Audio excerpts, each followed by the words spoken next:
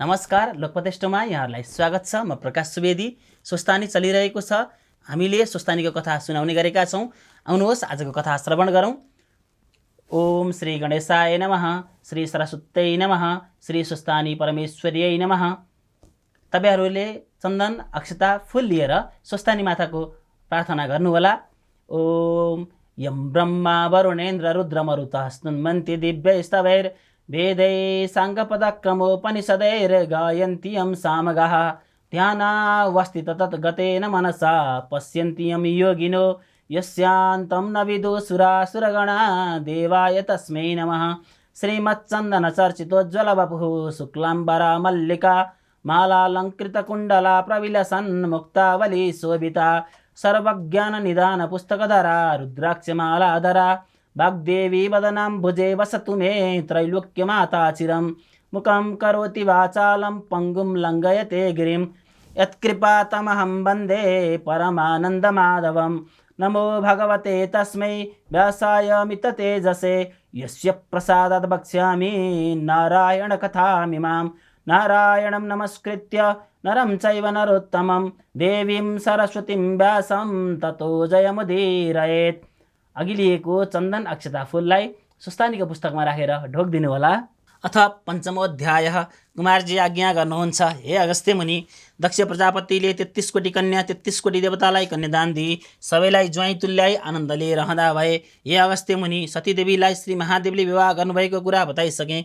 हे अगस्त्य मुनि, सतीदेवीलाई श्री महादेवले विवाह गर्नुभएको कुरा बताइसके। अब के कुरा सुन्नको इच्छा छ भन्नु हवस् भनी कुमारजीले भन्नुहुँदा अगस्त्य मुनि बिन्ती गर्दछन्, हे कुमार, त्रिपुरासुरले कसको तपस्या गर्यो, श्री महादेवले त्यसलाई कसरी भस्म गर्नुभयो, सो कुरा सबै मलाई आज्ञा गर्नु हवस्। अगस्त्य मुनिका बिन्ती सुनिसकेपछि कुमारजी आज्ञा गर्नुहुन्छ, हे मुनिवर, अघि भगवान विष्णुले वराह अवतार धारण गरी जब हिरण्याक्षलाई मार्नुभयो तब सम्पूर्ण दानवहरू अति दुखित भई पीर गर्न लागे। त्यसै बेला मय नाम भएको दैत्यले बडो खेद गरी मनमा विचार गर्न लाग्यो, कामदेव नहुँदा जस्ती रति भइन् उस्तै त्यो दैत्यको राजा मय पनि भयो। फेरि अरू दुई दैत्य तारकाक्षर विद्युत प्रभ नाउँ गरेका आफ्ना साथीलाई समेत साथ लिए त्यस मयले अघोरका साथ तपस्या गर्न लाग्यो। ती 3 जना दैत्य पुष्माघको जाडोमा हिमालयमा गई बस्दथे। वैशाख जेठको टन्डलापुर घाममा पञ्चाग्नि तापी तपस्या गर्दथे। वर्षाकालमा मुसलधारे पानीमा बिना छप्पर चौरमा बसी तपस्या गर्दथे। यस्तै तरहले तपस्या गर्दा गर्दा दिव्य 10,000 वर्ष तपस्या गरी बिताए। ती दैत्यका जिउमा केवल छाला र हाड मात्र बाँकी रह्यो। फेरि ठुलो सुखदेखि पनि ठगिए, तैपनि तिनीहरू सूर्य सम्मान तेजस्वी देखिन लागे। तिनको तपस्यादेखि ब्रह्माजी खुसी भई प्रत्यक्ष भएर ती 3 जनाका अगाडि भन्न लाग्नुभयो, हे दैत्यमा श्रेष्ठ भएका दानवीर हो, तिमीहरूका मनमा जे इच्छा छ सो वर माग, म वर दिन्छु भनी ब्रह्माजीले भन्नुभयो र तिनीहरूले ब्रह्माजीलाई साष्टाङ्ग दण्डवत प्रणाम गरी केवल घुँडाले मात्र भूमि स्पर्श गरी हात जोडी बिन्ती गरे। हे ब्रह्माजी, हजुर यदि हामीदेखि प्रसन्न हुनुहुन्छ भने हामीलाई अवध्यत्व वरदान दिनुहोस्। हाम्रो बल पराक्रम पनि ठुलो हवस्।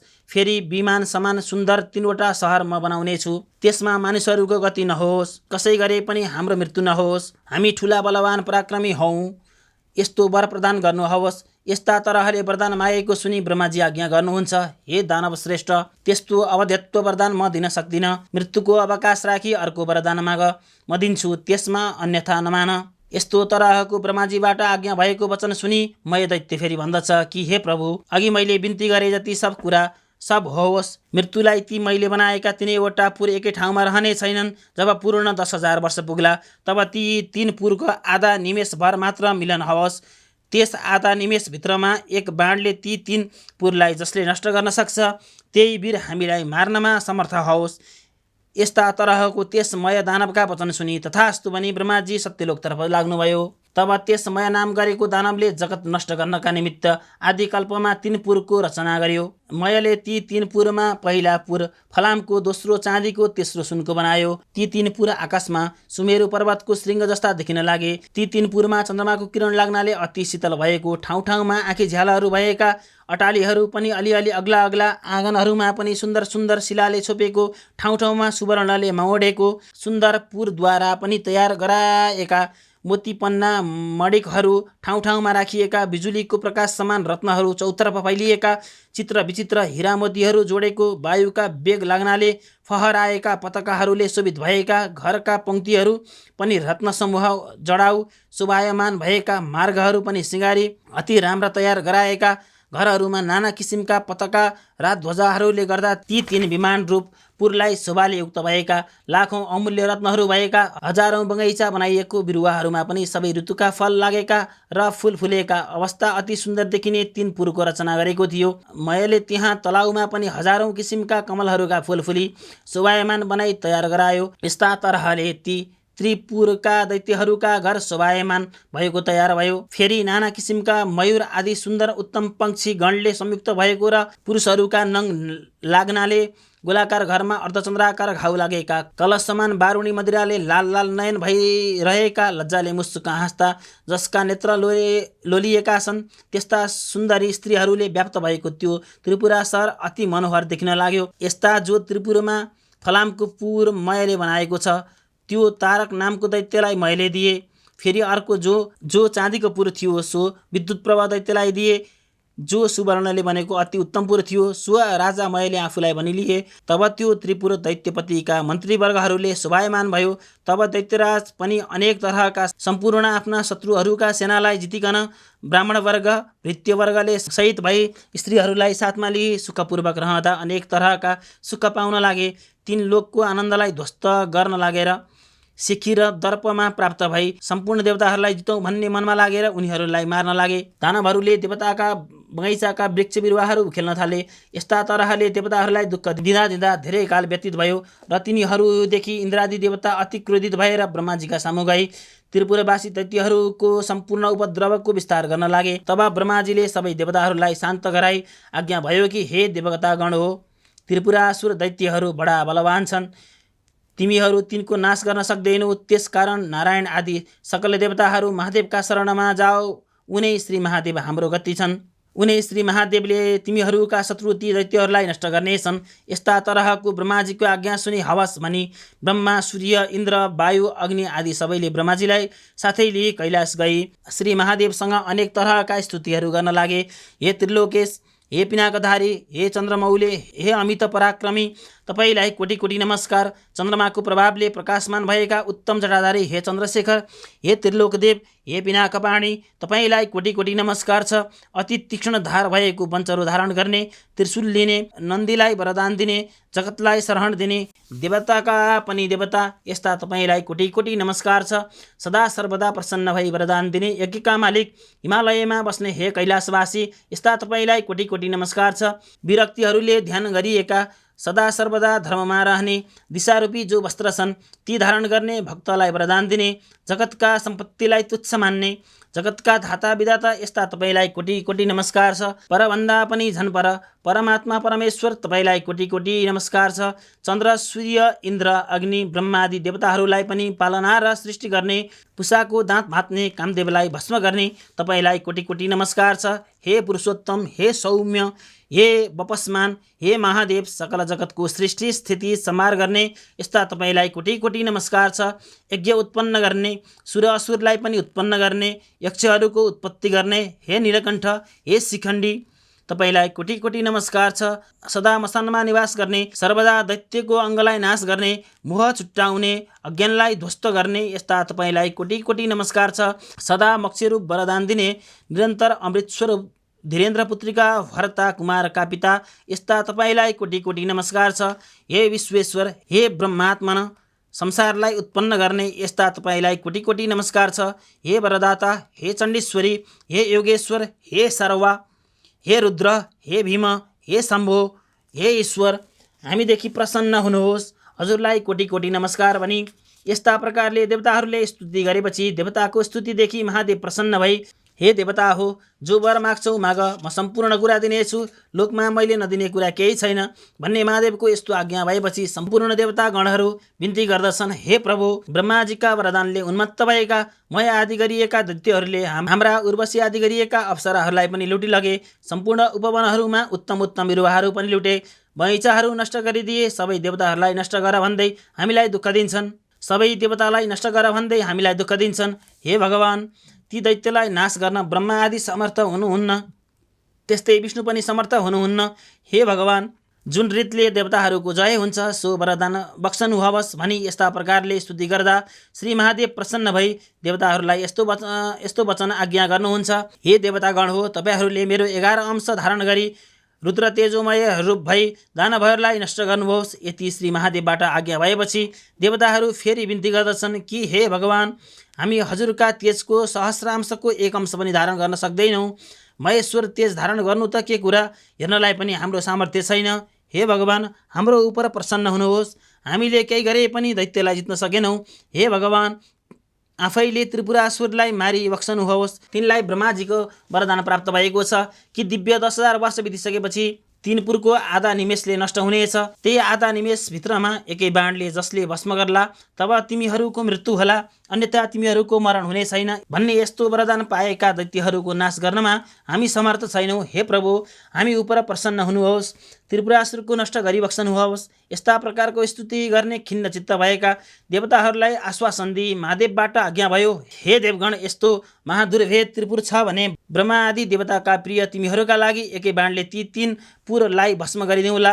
रथमा बसी त्रिपुरासुरको नाश गरौँला। दानव आदि वीरहरूले रक्षा गरिएको त्रिपुरासँग लड्दा मेरो बललाई सम्हाल्न सक्ने हिमालय पर्वत सम्मान मेरा निमित्त तपाईँहरूले रथ तयार गराउनुहोस्। यस्ता वचन सुनि देवतागणहरू हवस् भनी श्री महादेवलाई नमस्कार गरी खुसी भए। हे मुनि श्रेष्ठ, श्री महादेवका निमित्त विश्वकर्माले सम्पूर्ण देवताले युक्त भएको सुवर्णमय रथ तयार गरे।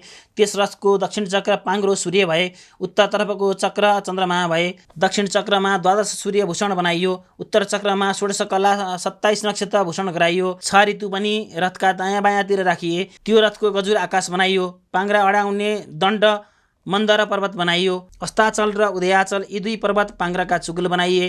अयन उत्तर दक्षिण संवत्सर रथको वेग भए। 4 समुद्र रथका 4 कुण्डलिका भए। सम्पूर्ण गङ्गादि तीर्थहरू उत्तम वस्त्र र भूषण लगाई स्त्री रूप भए हातमा चमरली त्यस रथमा रहे। लगाम समाती हाँक्ने सारथी ब्रह्मा भए। ब्रह्मस्वरूप ओमकारको कोर्रा बनाइयो। विन्ध्याचललाई छत्र निरूपण गरे। मन्दराचल उसको पार्श्व दण्ड बनाइयो। सुमेरु पर्वतलाई धनुष बनाए। श्री शेषनाग धनुषको ताँदो भए। सरस्वती देवीजी घण्टा भइन्। साक्षात् नारायण भगवान विष्णु अग्निबाणको टुप्पो हुनुभयो। 4 वेद रथका 4 घोडा भए। तारागणहरू घोडाका गहना भए। यस्ता तरहले हे मुनि, जो जति जति यो ब्रह्माण्डमा चिज छन् सबै त्यस रथका अङ्ग भए। यस्ता प्रकारले त्यो धनुष बाण हितले युक्त भएको रथ तयार भएपछि भगवान शङ्कर पृथ्वी र आकाशलाई कम्पन गराई रथमा चढ्नुभयो। उहाँ पछि शिवका जो पार्षदहरू छन् ती नन्दी, शङ्कुकर्ण, गणेश, कुमार, चण्डेश्वर, गणेश्वर, योगाक्षी यी सबै पार्षद त्रिशूल हातमा लिएका अनेक तरहका शस्त्र चलाउन जानेका नाना तरहका शङ्ख, भेरी, मृदङ्ग बजाउँदै महादेवका उप अनेक चित्र विचित्र पुष्पहरूको वर्षा गराउँदा भए।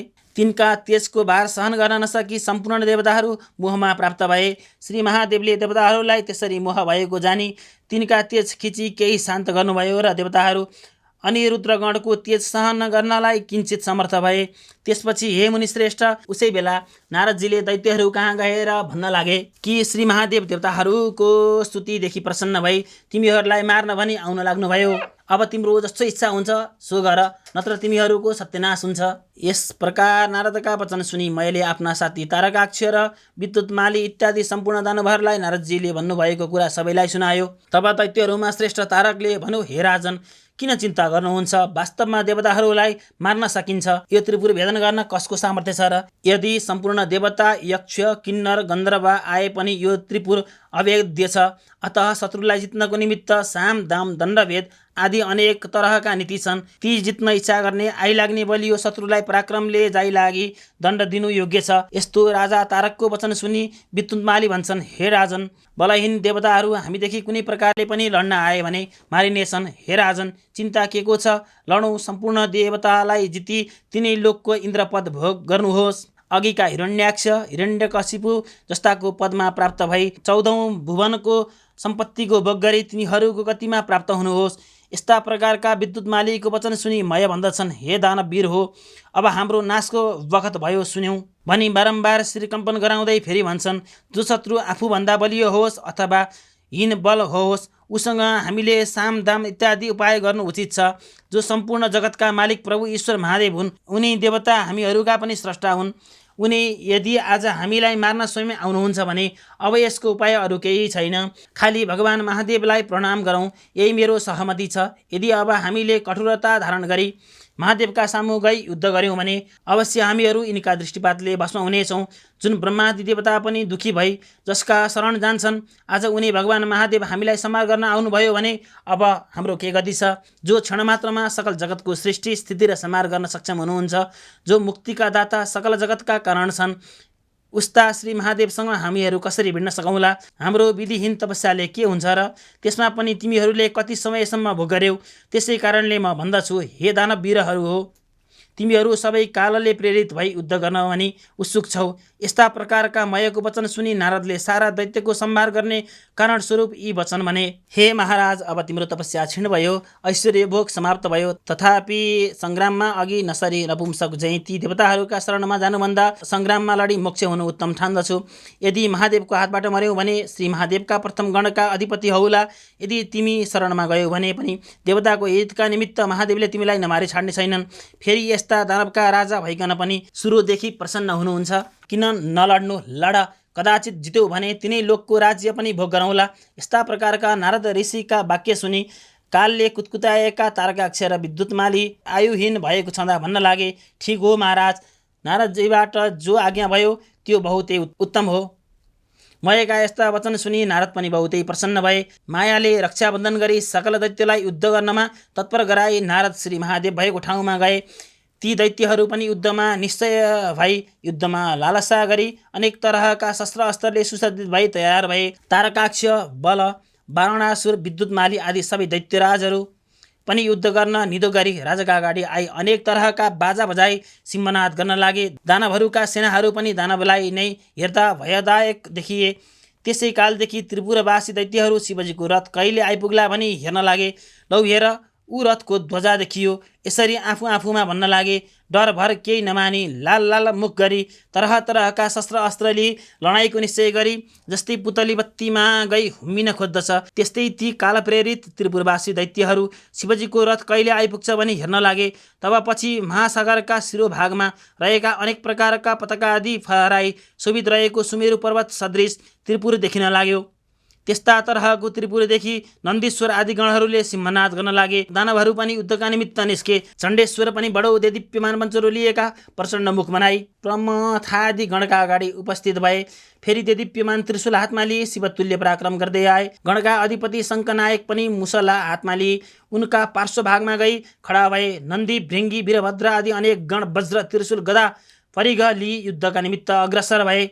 यस्ता दैत्यगण पनि श्री महादेवको रथ आएको देखि युद्ध गर्न भनी अनेक प्रकारका दिव्य आयुध हातमा लिए निस्केर गणहरूसँग क्रोधित भई युद्ध गर्न लागे। तब श्री महादेवले अब यति भएपछि त्रिपुर दग्ध भइसक्यो भन्ने सम्झी हाँस्दै लड्नलाई तयार भएर ठुलो सिंहनाद गरी युद्ध गर्न लाग्नुभयो। नन्दी पनि महाबली दैत्यगणसँग युद्ध गर्न लागे। भृङ्गीले पनि 10 बाण छोडी विद्युत प्रवाहलाई भेदन गरे।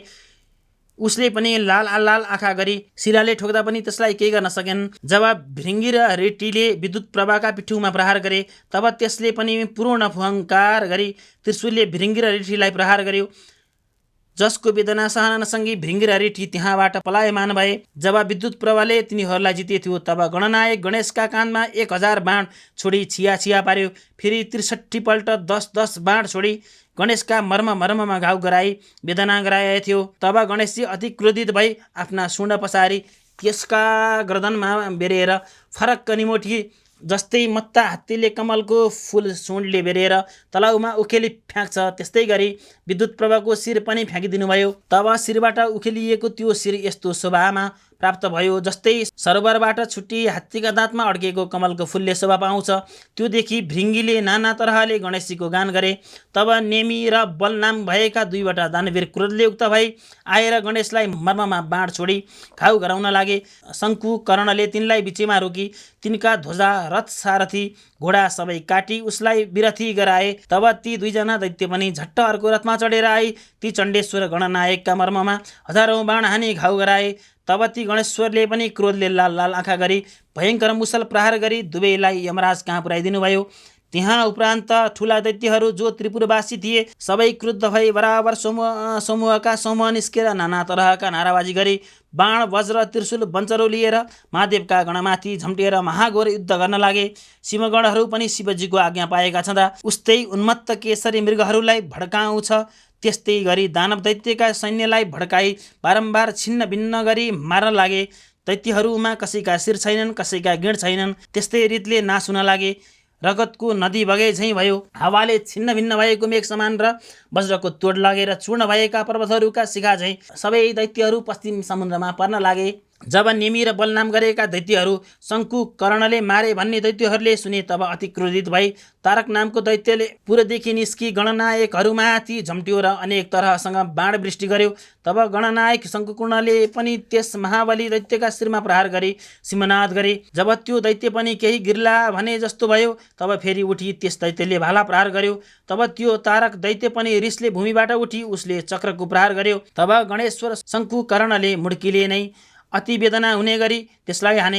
शङ्कुकर्णले मुड्की खाएपछि मूर्छित भई भूमिमा ढल्यो र श्रेष्ठ आयुधहरूलाई त्यागी त्यो दैत्यराज चोट खप्न नसकी मृत्युमा प्राप्त भयो। त्यस्ता प्रकारसँग त्यसलाई गिरेको देखि दानवहरूले उठाए मयका भवनमा लिई आई सारा वृत्तान्त बताई अनेक तरहसँग विलाप गर्न लागे। तब ती रुन लागेका दानवहरूलाई सम्झाइ बुझाइ मयले भन्यो कि मेरो घरमा अमृतको कुण्ड छ, त्यसैमा दैत्यहरूलाई चोबी बचाऊ। तब ती दैत्यहरूले हवस भनी प्रसन्न भई अमृतमा चोबी दैत्यपति तारकासुरलाई बचाई मरेका अरू दैत्यलाई पनि बचाइदिए। यसरी प्रसन्नताले मयलाई शिर नुहाई प्रणाम गरे। तब त्यो तारकाक्ष फेरि बडो वेगले सङ्ग्राम भूमिमा आएको देखि ब्रह्माजीले आफ्ना बायाँ हातले त्यस दैत्यलाई देखाई महादेवसँग भन्न लागे, हे महादेव, सो दैत्य अघि मरेको थियो, अहिले फेरि बाँचेर आएछ। मयका घरमा अमृत छ, त्यसैले अमृतले गर्दा मयले मरेका जानवरलाई बारम्बार बचाउनेछ। यसै कारण बाण प्रहार गरेर मात्र पनि त्यो अमृत सोसेर लिनुपर्छ। यस्ता प्रकारका वचन सुनि श्री महादेवले बाण प्रहार गरी अमृतलाई सोसेर लिनुभयो। त्यसपछि ब्रह्माजी बिन्ती गर्नुहुन्छ, हे देवेश, अब त्यो नारायण रूपी बाण चाँडै छोड्नु भए शत्रुहरू नष्ट होलान्। मैले त्रिपुर दैत्यहरूसँग लडाइँ खुब देखेँ। लड्दा लड्दा आज पूर्ण 10,000 वर्ष व्यतीत भइसक्यो तापनि त्रिपुरको क्षय भएन।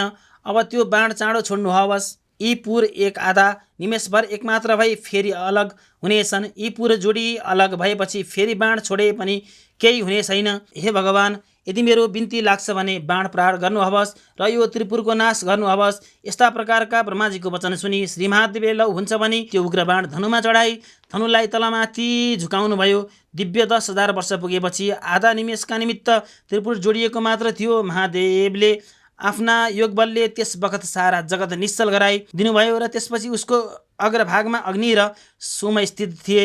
महादेवले आफ्नो योगबलले त्यस बखत सारा जगत निश्चल गराइदिनु भयो र त्यसपछि जसको अग्रभागमा अग्नि र सोम स्थित थिए त्यो नारायण रूपी बाण प्रहार गरिहाल्नुभयो।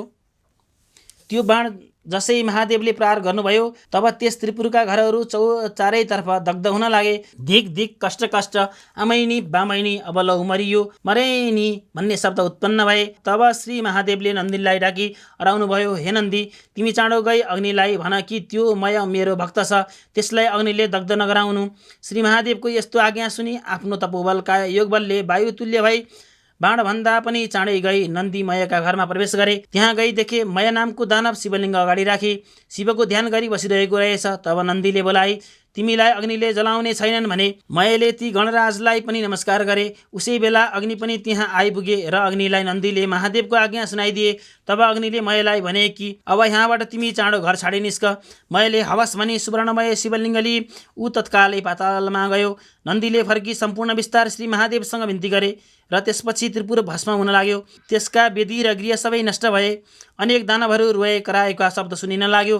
वस्त्र खुस्केका स्त्रीहरू निस्की रोई कराई भाग्दै गरेको शब्द सुनिन लाग्यो। झ्याल विमान अटालीहरूमा रहेका मदले विह्वल लाल नेत्र भएका आफ्ना पतिहरूका प्रिय भएका ठुलो नेत्र भएका स्त्रीहरू अग्निबाणले भयभीत भई घर घरमा यत्रतर्त दगुर्न लागेका देखिन थाले। जस्तै पर्वतमा स्थित किन्नरहरू व्याकुल हुन्छन्। त्यस्तै कोही आफ्ना पतिलाई आकुल भई अङ्कमाल गर्न लागे, कोही भाग्न लागे। शेष दानवहरू पनि आफ्ना आफ्ना स्त्रीहरूलाई बोकी त्रिपुरदेखि भाग्न लागे। शिवभक्तिले हीन, सम्पूर्ण भूषणहरूले हीन भएका देख्नमा पर्वताकार दैत्यहरू सागरमा खस्न लागेका देखिन थाले। जो स्त्रीगण आकुल भई समुद्रमा खस्ते थिए, जो दानव गिरे थिए, तिनलाई अनेक तरहका जल जन्तुले भक्षण गर्न लागे।